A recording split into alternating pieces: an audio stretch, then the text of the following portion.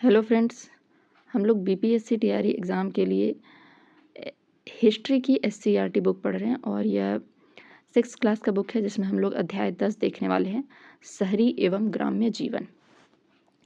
तो ये जो डब्बे में लिखा हुआ है वो तो हम लोग नहीं पढ़ेंगे क्योंकि इसमें कहानी दिया हुआ होता है। आगे हम लोग देखते हैं। बच्चों, पिछले अध्याय में हमने पढ़ा है कि मौर्य सम्राट अशोक के शासनकाल में मगध का साम्राज्य उत्कर्ष पर था। तो ये हम लोग देखे थे, अशोक के बारे में पढ़े थे कि अशोक के टाइम में मतलब कि नंद वंश से जो चंद्रगुप्त मौर्य ने नंद वंश को पहले जीता और उसके बाद मौर्य साम्राज्य स्थापित किया। उसके बाद वो पश्चिमोत्तर साइड, पश्चिम साइड और दक्षिण में कर्नाटक साइड, फिर अशोक आए और कलिंग को भी जीत लिया। तो ये सब देख के साम्राज्य जो था अशोक के टाइम में एकदम उत्कर्ष पर था। लोहे के प्रयोग ने कृषि एवं उत्पादन को बढ़ाया जिससे साम्राज्य की समृद्धि बढ़ी। तो यह सब जो समृद्धि आई थी कृषि में, उत्पादन में, यह सब लोहे के प्रयोग से शुरू हुआ था। लगभग 185 ईसा पूर्व 185 ईसा पूर्व में अशोक के अक्षम उत्तराधिकारी, अक्षम मतलब जो सक्षम नहीं थे, ठीक है, अक्षम उत्तराधिकारी एवं उनके प्रशासनिक कर्मचारियों की वजह से मौर्य साम्राज्य का पतन हो गया। तो मतलब अशोक के टाइम में तो उत्कर्ष पे था, लेकिन उसके बाद जो उनके बेटे आए और जो भी, वो सब इतने असक्षम थे कि उनका प्रशासनिक कमजोरी और ये सब चीज़ मिला जुला के साम्राज्य का पतन होना शुरू हो गया। उसकी एकता छिन्न भिन्न हो गई। परिणाम स्वरूप देश के अंदर कई छोटे छोटे राज्य अस्तित्व में आ गए। तो जब कोई शक्तिशाली सम्राट नहीं होता है तो हर पार्ट जो होता है वो अपने आप को अलग करने की कोशिश करता है। मतलब हर छोटा छोटा राज्य बहुत सारा बन जाता है, ठीक है। कोई कहेगा कि हमको अलग होना है, कोई कहेगा हमको अलग होना है, क्योंकि सबको समेटने की क्षमता नहीं है। परिणाम स्वरूप देश के अंदर कई छोटे छोटे राज्य अस्तित्व में आ गए। मगध में उसके बाद क्या हुआ, सुंग वंश एवं कन वंश, ठीक है। दक्षिण में मगध में क्या हुआ, सुंग वंश आया, कन वंश आया, ठीक है। दक्षिण में सातवाहन वंश आया एवं कलिंग में खारवेल राजवंश के शासन की शुरुआत हुई। कलिंग भी जीता था उसने, तो कलिंग में खारवेल राजवंश शुरू हुआ, दक्षिण में सातवाहन। उसके बाद मगध में क्या हुआ, सुंग वंश और कन वंश, मतलब मगध जहाँ पर था वहाँ पर सुंग वंश और कन वंश आ गया, ठीक है। इसी समय भारत में विदेशियों के भी कई आक्रमण हुए, ठीक है। जब शक्ति मतलब कि केंद्रित ना हो तो विदेशी शक्ति भी आकर आक्रमण करती है, ठीक है, क्योंकि डर तो किसी को रहता नहीं है। पश्चिमोत्तर तथा उत्तर भारत के कई भागों में हिंद यूनानियों का शासन स्थापित हुआ। तो पश्चिमोत्तर तथा उत्तर भारत में, ठीक है, मतलब पश्चिम उत्तर साइड यानी पाकिस्तान के साइड में और उत्तर के साइड कश्मीर के साइड, ठीक है, कई भागों में हिंद यूनानियों का शासन स्थापित हुआ। तत्पश्चात मध्य एशियाई शकों का शासन रहा। उस समय क्या हुआ, मध्य एशिया से आए लोग जो थे, तो पहले तो उत्तर और पश्चिमोत्तर साइड क्या हुआ, हिंद यूनानियों का शासन स्थापित हुआ और मध्य एशिया में क्या हुआ, शकों का शासन स्थापित हुआ, ठीक है। मध्य एशियाई जो जगह था उसमें शकों का शासन, और भारत का जितना भी पश्चिमोत्तर और उत्तर भारत था वहाँ पर हिंद यूनानियों का। तो यह बात याद रखिएगा कि भारत के पश्चिमोत्तर और उत्तर भागों में क्या हुआ, हिंद यूनानियों का शासन स्थापित हुआ और मध्य एशिया में शकों का शासन रहा। उसके बाद कुषाण वंश के शासकों ने यहाँ शासन किया। तो उसके बाद क्या हुआ, कुषाण वंश के शासकों ने यहाँ शासन किया। इसके विषय में हम विस्तार में अगले अध्याय में पढ़ेंगे। तो कुषाण वंशों के बारे में तो हम लोग अगले अध्याय में पढ़ेंगे, जैसा कि बुक में बता रहा है। यद्यपि लगभग 200 ईसा पूर्व से लेकर 300 ईस्वी तक, 200 ईसा पूर्व से लेकर 300 तक यानी कि 500 साल लगभग तक भारत में लगातार राजनीतिक परिवर्तन हो रहे थे, फिर भी यह काल कृषि एवं उद्योग के लिए काफ़ी महत्वपूर्ण साबित हुआ। मतलब कि यहाँ पर आप देख रहे हैं कि बहुत सारा चीज़ बदलाव हो रहा है। मगध वंश खत्म हुआ, उसके जगह पर बहुत सारे राजवंश आए, ठीक है। यह सब बदलाव तो हो रहा है, लेकिन फिर भी कृषि और उद्योग में काफ़ी महत्वपूर्ण, मतलब काफ़ी उन्नति रहा, ठीक है। इस काल में कृषि का प्रसार, नए शहरों का विकास तथा उद्योगों एवं व्यापार में अभूतपूर्व प्रगति हुई, ठीक है। तो लगभग इन 5 सालों में क्या हुआ, नया शहर बना, कृषि का प्रसार हुआ, उद्योगों का विस्तार हुआ, व्यापार हुआ, यह सब कुछ हो रहा था। एक तरफ व्यापारियों ने उपमहाद्वीप के अंदर स्थल मार्ग की खोज की, तो दूसरे तरफ पश्चिम एशियाई, पूर्वी अफ्रीका तथा दक्षिण पूर्व एशिया का रास्ते भी खुले। एक तरफ क्या हुआ, कि व्यापारियों ने उपमहाद्वीप के अंदर स्थल मार्ग की खोज की। तो व्यापारियों ने क्या किया कि जब जब व्यापार होता है तो एक जगह से दूसरे जगह जाना भी होता है बेचने के लिए, तो उन्होंने स्थल मार्ग का खोज किया। तो दूसरी तरफ पश्चिम एशियाई, पूर्वी अफ्रीका तथा दक्षिण पूर्व एशिया के भी रास्ते खुले। कौन कौन से रास्ते खुले? पश्चिम एशिया, ठीक है, पश्चिम एशिया, पूर्वी अफ्रीका, ठीक है, पूर्वी अफ्रीका। यहाँ देखिए पश्चिम एशिया कौन सा हो जाएगा, यहाँ पर अगर आपको दिखाई दे रहा है तो थोड़ा मैपिंग से समझते हैं। पश्चिम एशिया, पश्चिम एशिया या तो पूर्व एशिया होगा, इधर पश्चिम एशिया, ठीक है। उसके बाद यहाँ पर पूर्वी अफ्रीका, पूर्वी अफ्रीका यानी यहाँ हो जाएगा पूर्वी अफ्रीका। और दक्षिण पूर्व एशिया, दक्षिण पूर्व एशिया यानी दक्षिण पूर्व एशिया यानी इधर का रास्ता खुला, ठीक है। तो क्या हुआ, इधर और इधर का रास्ता भी खुलना शुरू हो गया, ठीक है। इस अध्याय में आप मौर्योत्तर कालीन कृषि एवं व्यापार का अध्ययन करेंगे। मतलब कि मौर्य साम्राज्य के खत्म होने के बाद कृषि और व्यापार का अध्ययन हम लोग करेंगे। खेती का विकास, खेती के विकास में लोहे के औजार का विशेष महत्व रहा। वैसे तो आप पढ़ चुके हैं कि खेती का प्रारंभ हजारों वर्ष पहले लोगों ने शुरू कर दिया था। क्या हुआ था, खेती का विकास हजारों वर्ष पहले शुरू हो गया था, लेकिन उत्पादन इतना अधिक नहीं था कि उसे लोग बाजार में जाकर बेच सके और अपने अतिरिक्त ज़रूरतों को पूरा कर सके। मतलब थोड़ा बहुत तो उपजा लेते थे, लेकिन बहुत ज़्यादा इतना नहीं कि बाजार में बेचा भी जा सकता है, केवल अपने खाने पीने के लिए कर लेते थे। मौर्य काल में लोगों के द्वारा जो लोहे के औजार बनाए जाने लगे, उससे खेती का काम तेज़ी से होने लगा। लोहे के काम से वह हल जो बनने लगा था लोहे के, उससे बहुत जल्दी जल्दी खेती का काम तेज़ी से हो गया। मौर्योत्तर काल में भी इसका विकास का क्रम जारी रहा। लोगों ने लोहे के कुल्हाड़ी से जंगल को साफ कर जमीन को खेती के लायक बनाया। पहले तो कुल्हाड़ी से काट के जंगल साफ किया। लोहे के फाल से खेती की जुताई आसानी से गहराई तक की जाने लगी, मतलब गहराई तक उसको खोदा जाने लगा, ठीक है। ऐसा नहीं था कि पहले खेती के लिए जंगल को साफ नहीं किया जाता था, लेकिन लोहे की जगह लकड़ी, पत्थर और कांसे के औजार का प्रयोग होता था। औजार में धार ही नहीं रहेगा, औजार कठोर नहीं रहेगा तो वह नहीं कर पाएगा ना, इसलिए तो पहले भी जंगल साफ किया जाता था, लेकिन उतना जल्दी नहीं हो सकता। खेती के विकास में लोहे के औजार के साथ साथ अधिरोपण तकनीक का भी विशेष महत्व था।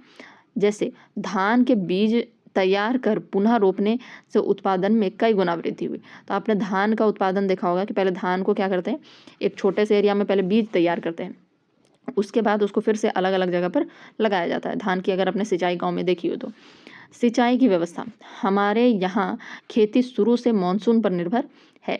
तो शुरू से ही हम लोग देखते हैं कि खेती क्या है, मानसून पर निर्भर रहती है। अगर वर्षा होती है तो खेती होगी, अन्यथा सूखा का सामना करना पड़ेगा। ऐसी ही परिस्थितियाँ होती थी। अतः खेती के लिए सूखे से निपटने हेतु प्राचीन काल से ही प्रयास जारी है। मतलब शुरू से ही सूखे से निपटने के लिए कुछ ना कुछ प्रयास किया जा रहा है। उत्तर वैदिक काल में घंटी यंत्र का प्रयोग, रेहट का वर्णन है। मतलब उत्तर वैदिक काल में क्या है, रेहट का वर्णन मिलता है घंटी यंत्र का, ठीक है। तो यह याद रखिएगा कि शुरू से ही कोशिश किया जा रहा है कि कैसे सूखे से निपटा जाए। तो उत्तर वैदिक काल में घंटी यंत्र का प्रयोग किया जाता था या रेहट का, ठीक है।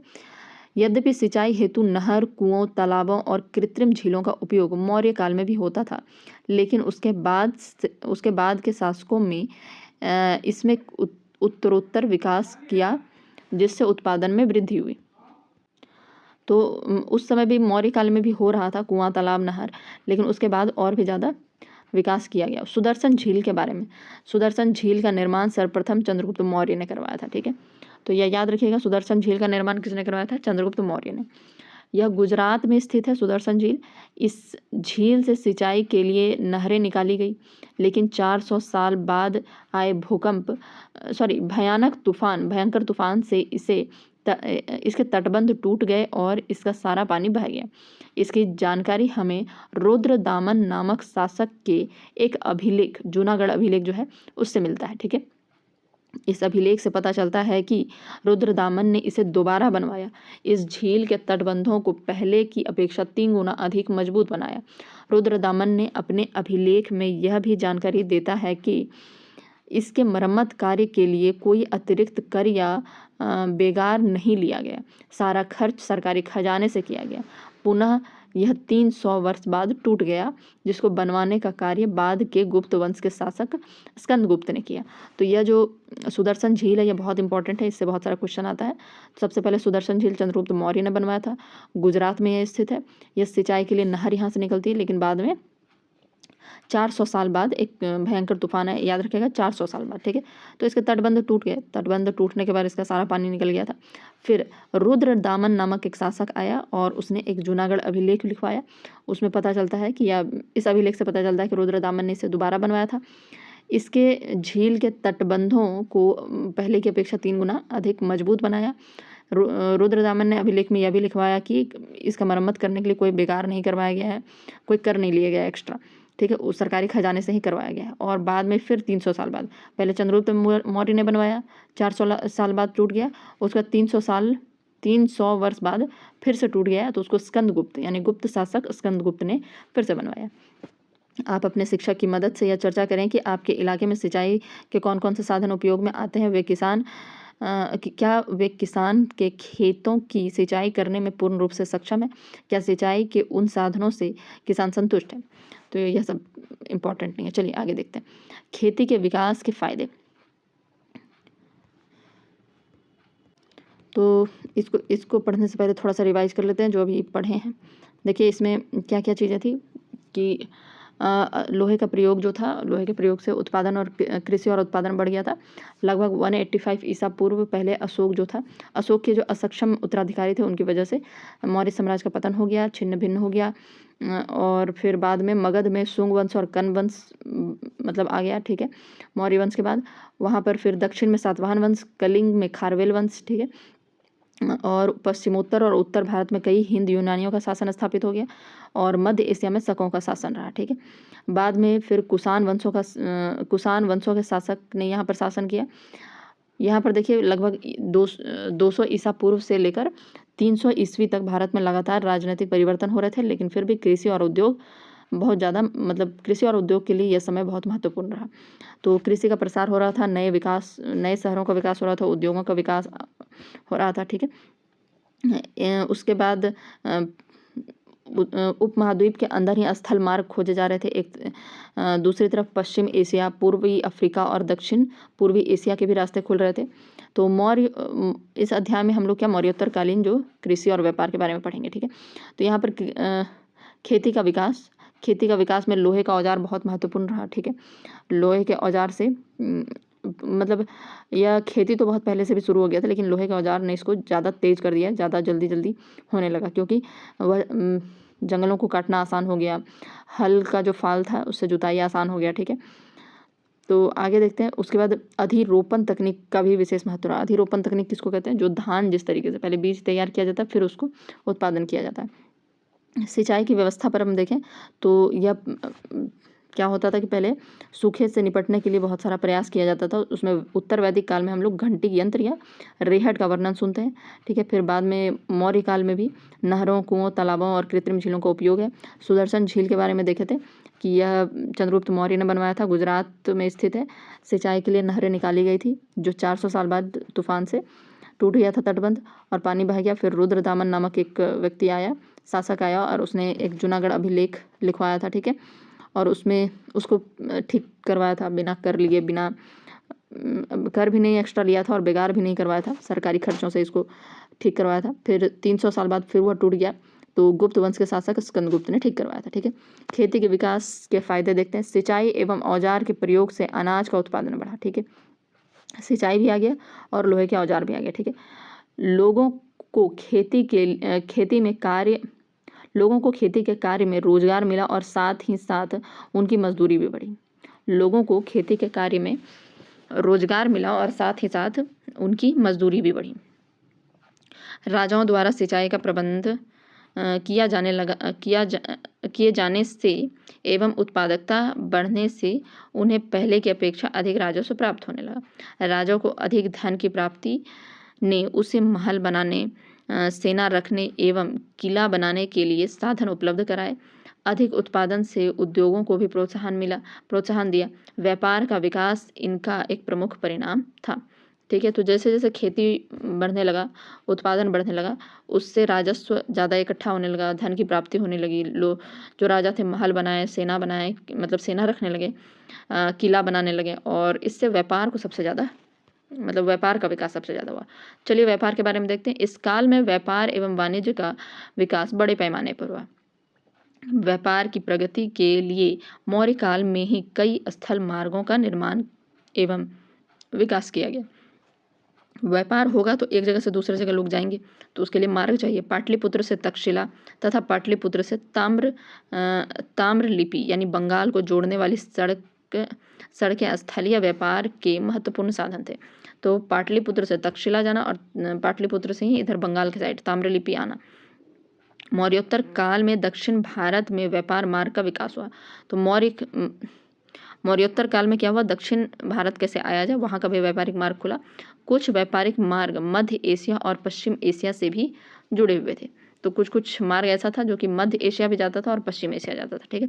उत्तर पश्चिम भारत में हिंदुस्तानी शक, कुषाण आदि शासकों ने के राज स्थापित होने से उपमहाद्वीप का पश्चिमी एवं मध्य एशिया से घनिष्ठ संबंध स्थापित हुआ। ठीक है। तो यहाँ पर उत्तर पश्चिमी भारत में हिंदुस्तानी शक, कुषाण आदि शासकों का राज्य स्थापित होने से क्या हुआ, उपमहाद्वीप में जितने भी पश्चिमी और मध्य एशिया से उनका घनिष्ठ संबंध स्थापित हुआ, क्योंकि ये सब लोग वहीं से आते थे। ठीक है। मध्य एशिया से भारत होते हुए एक व्यापारिक मार्ग गुजरता था। ठीक है। मध्य एशिया से भारत होते हुए एक व्यापारिक मार्ग गुजरता था जो चीन को रोमन साम्राज्य के पश्चिमी प्रांतों से जोड़ता था। तो मध्य एशिया से भारत होते हुए एक व्यापारिक मार्ग गुजरता था जो चीन को रोमन साम्राज्य मतलब इटली, ठीक है, रोमन साम्राज्य के पश्चिमी प्रांतों से जोड़ता था। ठीक है। रोमन साम्राज्य का पश्चिमी प्रांत ले लेते हैं, और पश्चिमी प्रांत से मध्य एशिया से भारत होते हुए एक व्यापारिक मार्ग था जो मतलब कि मान लीजिए कि यहाँ पर इटली है, ठीक है, और यहाँ भारत है, यहाँ चीन है। ठीक है। तो इस तरीके से ऐसे ऐसे होते हुए किसी रास्ते से ऐसा टाइप का रास्ता था। ठीक है। इसी को शायद सिल्क रूट या इस तरह का कहते हैं, तो आप इसके बारे में जानते भी होंगे, रेशम मार्ग या सिल्क रूट। मध्य एशिया से भारत होते हुए एक व्यापारिक मार्ग गुजरता था जो चीन को रोमन साम्राज्य के पश्चिमी प्रांतों से जोड़ता था। यह रेशम मार्ग था क्योंकि चीन से होने वाले रेशम का व्यापार प्रायः इसी मार्ग से होता था। ठीक है। रोमन साम्राज्य से होने वाले व्यापार का एक बड़ा भाग इन्हीं क्षेत्र से गुजरता हुआ था। तो रोमन साम्राज्य से होने वाला व्यापार का बड़ा भाग क्या होता, इसी क्षेत्र से गुजरता था। रोम भारत में निर्मित विलासिता की सामग्री जैसे रेशम, मसाला, मोती, हाथी दांत से बने आभूषण आदि का एक बड़ा ग्राहक था। ठीक है। तो रोम जो था वहाँ पर इस तरह की भोग विलासिता वाली चीज़ें बहुत ज़्यादा मिलती थी। चलिए संगमकालीन व्यापार को देखते हैं। संगमकालीन मतलब दक्षिण की तरफ जो व्यापार हो रहा था उसको देखते हैं। यह चैप्टर काफ़ी बड़ा है, तो संगमकालीन व्यापार के बाद हम लोग इसको मतलब पार्ट 2 में इसको देखेंगे। ठीक है। दक्षिण भारत में 2री शताब्दी ईसा पूर्व से लेकर 3री शताब्दी तक का काल संगम काल के नाम से जाना जाता है। इस दौरान दक्षिण भारत में व्यापक व्यापार वाणिज्य के प्रमाण मिलते हैं। तो 2री शताब्दी से लेकर 3री शताब्दी मतलब लगभग एक शताब्दी जो था, एक शताब्दी नहीं, 2री शताब्दी ईसा पूर्व से लेकर 3री शताब्दी तक, यानी लगभग 5 साल। ठीक है। 5 साल का जो काल माना जाता है वो संगमकालीन माना जाता है। ठीक है। इस दौरान दक्षिण भारत में व्यापक व्यापार वाणिज्य के प्रमाण मिलते हैं। संगम साहित्य के अनुसार यहाँ की भूमि काफी उर्वर थी। संगम साहित्य के अनुसार क्या पता चलता है कि यहाँ की भूमि काफी उर्वर थी। पर्याप्त मात्रा में अनाज, फल, फूल, मसाले, मांस एवं मछली के कारण मछली यहाँ के लोगों को उपलब्ध थे। कृषि से प्राप्त राजस्व आय का प्रमुख स्रोत था, लेकिन आंतरिक एवं विदेशी व्यापार संगम काल की समृद्धि का मुख्य कारण था। कृषि से प्राप्त राजस्व आय का प्रमुख स्रोत था, लेकिन आंतरिक और विदेशी व्यापार जो था संगम काल की समृद्धि का मुख्य कारण था। ठीक है। मतलब कि आय का स्रोत क्या था, कृषि, लेकिन जो समृद्धि आई थी वह आंतरिक और विदेशी व्यापार से हुआ था। ठीक है। कई बंदरगाह वाले शहर व्यापार के केंद्र थे। ठीक है। बहुत सारा बाहर से भी व्यापार होता था, तो बहुत सारे बंदरगाह जो थे व्यापार का केंद्र थे, जिनमें पुहार भी एक था। ठीक है। पुहार बंदरगाह या पुहार बंदरगाह जो था वह चोलों का था। सर्वाधिक लाभप्रद समुद्री व्यापार दक्षिण भारत से होने वाला रोमन व्यापार था। ठीक है, मतलब रोम से जो व्यापार होता था वो सबसे ज़्यादा लाभप्रद था। दक्षिण भारत के तीनों राजवंश के शासक चोल, पांड्य और चेर ने समकालीन व्यापार को काफ़ी उन्नत बनाया। ठीक है, दक्षिण भारत के तीनों राजवंश जो थे चोल, पांड्य और चेर ने समकालीन व्यापार को काफ़ी उन्नत बनाया था। तो ये चोल का ही बंदरगाह था, पुहार बंदरगाह। ठीक है, चलिए संगम काल के बारे में थोड़ा सा देखते हैं। यहाँ पर क्या लिखा है, संगम शब्द का तात्पर्य कवियों की सभा से है। ठीक है, संगम शब्द का, संगम मतलब एक जगह पर सभा बैठा हुआ था, कवियों का सभा। ठीक है, दक्षिण भारत के शासक समय समय पर तमिल कवियों की सभा आयोजित करवाते थे। दक्षिण भारत के शासक समय समय पर तमिल कवियों की सभा आयोजित करवाते थे। इन कवियों का काम ऐसे साहित्य की रचना करना था जिससे तत्कालीन अर्थव्यवस्था, व्यापार तथा वाणिज्य एवं शिल्प आदि की जानकारी सभी को मिल सके। मतलब इस तरह का सभा आयोजित करना जिसमें आगे आने वाला जो भी लोग हैं उन लोगों को ये सब चीज़ें मिल सके, अर्थव्यवस्था, व्यापार, वाणिज्य एवं शिल्प आदि की जानकारी। इनके द्वारा लिखे गए साहित्य से हमें सुदूर दक्षिण में 3 प्रमुख राज्यों पांड्य, चोल एवं चेर के उद्भव और विकास का विवरण प्राप्त होता है। तो आगे जो पुहार की व्यापारिक गतिविधियां हैं उसको हम लोग नेक्स्ट पार्ट में देखेंगे। अभी जितना पढ़े हैं उसको रिवाइज कर लेते हैं। चलिए यहाँ से पढ़ना शुरू किए थे तो इसमें हम लोग देखे थे कि लोहे के प्रयोग से कृषि का उत्पादन बहुत ज़्यादा बढ़ गया था, कृषि और उत्पादन को बढ़ाया गया था। ठीक है, लगभग 185 ईसा पूर्व में अशोक के जो असक्षम उत्तराधिकारी थे उसकी वजह से साम्राज्य जो था छोटे छोटे भागों में बट गया था और मगध की जगह पर शुंग और कर्ण वंश आ गया था। दक्षिण में सातवाहन वंश, कलिंग में खारवेल राजवंश और जो पश्चिमोत्तर और उत्तरी भागों में हिंद यूनानियों का शासन स्थापित हो गया था। तत्पश्चात उस जगह पर मध्य एशिया में शकों का शासन था। उसके बाद कुषाणों का वंश मतलब कुषाणों का शासन आ गया था। लगभग 200 ईसा पूर्व से लेकर 300 ईसा पूर्व तक में भारत में लगातार राजनीतिक परिवर्तन हो रहे थे, लेकिन इस काल में कृषि और उद्योग मतलब काफ़ी महत्वपूर्ण साबित हुआ कृषि और उद्योग के लिए। ठीक है, कृषि का प्रसार बहुत ज़्यादा हो रहा था, नए शहर बन रहे थे, उद्योग और व्यापार भी प्रगति कर रहा था, बहुत सारे आंतरिक रास्ते भी खुल रहे थे। ठीक है, उपमहाद्वीप के अंदर ही कुछ पश्चिम एशिया, पूर्वी अफ्रीका और दक्षिण पूर्व एशिया के भी रास्ते खुल रहे थे।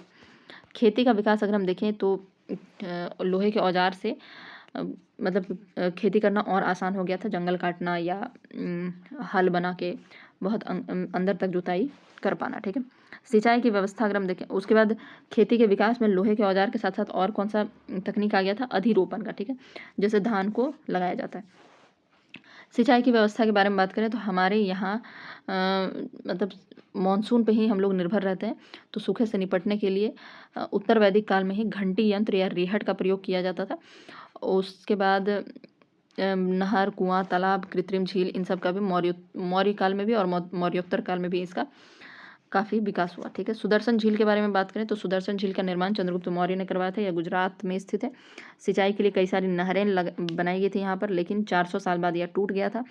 उसके बाद रुद्र दामन नामक शासक ने फिर से बनवाया था इसको, तो और उसने वहाँ पर जूनागढ़ अभिलेख भी लिखवाया था। तो इनसे पता चलता है कि उन्होंने उस अभिलेख में लिखवाया था कि इसके लिए अलग से कोई कर नहीं लिया गया था, बेकार नहीं करवाया गया था किसी से, सरकारी खर्चे से यह काम करवाया गया था। 300 साल बाद फिर से टूट गया था, तो फिर गुप्त शासक स्कंदगुप्त ने बनवाया था। ठीक है, खेती के विकास की अगर हम बात करें तो सिंचाई और औजार के उपयोग से अनाज का उत्पादन बहुत ज़्यादा बढ़ गया था। लोगों को खेती के कार्य में रोजगार भी मिल रहे थे, लोगों की मजदूरी भी बढ़ रही थी। इससे क्या हुआ कि उत्पादन अधिक होने से धन की प्राप्ति अधिक हो रही थी, राजा को भी धन की प्राप्ति अधिक हो रही थी कर के माध्यम से। तो महल बनाना, सेना रखना, किला बनाना ये सब हो रहा था। उसके बाद अधिक उत्पादन से उद्योग को प्रोत्साहन मिला, व्यापार को प्रोत्साहन मिला। व्यापार की अगर हम बात करें तो व्यापार बड़े पैमाने पर विकास हो रहा था, व्यापार की प्रगति हो रही थी। मौर्य काल में ही कई मतलब स्थल मार्गों की खोज की गई थी। पाटलिपुरा से तक्षशिला, तक्षशिला से ताम्रलिपि यानी बंगाल तक की सड़कें। ठीक है, मौर्योत्तर काल में दक्षिण भारत में भी व्यापारिक मार्गों का विकास हुआ। कुछ व्यापारिक मार्ग जो था मध्य एशिया और पश्चिम एशिया से भी जुड़े हुए थे। उत्तर पश्चिम भारत में हिंदुस्तानी, शक, कुषाण आदि शासकों का राज्य स्थापित हो गया था उत्तर पश्चिम भारत में। तो वहाँ पर शक और कुषाण होने की वजह से पश्चिम और मध्य एशिया से घनिष्ठ संबंध बन गया था। ठीक है, मध्य एशिया से भारत होते हुए एक व्यापारिक मार्ग गुजरता है जो चीन, मध्य एशिया से भारत होते हुए व्यापारिक मार्ग गुजरता है जो चीन को रोमन साम्राज्य के पश्चिमी प्रांतों से जोड़ता है। इसी को रेशम मार्ग कहते हैं। और रोमन साम्राज्य से होने वाला व्यापार का एक मतलब वहाँ पर रोमन साम्राज्य में जो भी व्यापार होता था वह विलासिता भरी चीज़ें थी, जैसे कि रेशम, मसाला, मोती, हाथी दांत के आभूषण। ठीक है, संगमकालीन व्यापार की बात करें तो लगभग 200 दूसरी शताब्दी मतलब दक्षिण भारत में दूसरी शताब्दी ईसा पूर्व से लेकर तीसरी शताब्दी तक इस काल को संगम काल के नाम से जाना जाता है। इस दौरान में भारत में व्यापार वाणिज्य के प्रमाण मिलते हैं और यहाँ की जो भूमि थी वह काफ़ी उर्वर थी। यहाँ पर अनाज, फूल, पौधे, फूल, फल, मसाले, मछली सब मतलब कि मांस, मछली सब कुछ उपलब्ध थे। कृषि से प्राप्त राजस्व आय का प्रमुख स्रोत था और जो विदेशी व्यापार होता था, चाहे आंतरिक व्यापार बोले या विदेशी व्यापार बोले, इसे संगम काल की समृद्धि का मुख्य कारण इसी को माना जाता है।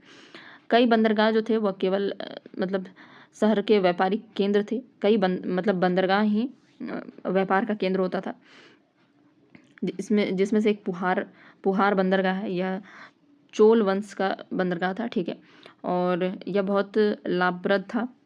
रोमन से यहाँ पर व्यापार होता था।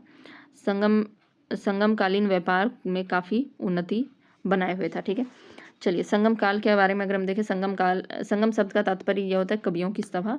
दक्षिण भारत के शासक समय समय पर कवियों का सम्मेलन या सभा करवाया करते थे, जिससे कि कवि जो थे वह बहुत सारी चीज़ों के बारे में रचना करते थे। अर्थव्यवस्था, व्यापार तथा वाणिज्य एवं शिल्प आदि की जानकारी मिल सके आगे आने वाले लोगों में। ठीक है, इनके द्वारा लिखे गए साहित्य से हमें सुदूर दक्षिण में 3 प्रमुख राज्यों पांड्य, चोल और चेर के उद्भव और विकास का विवरण प्राप्त होता है। तो आगे का हम लोग नेक्स्ट पार्ट में देखेंगे।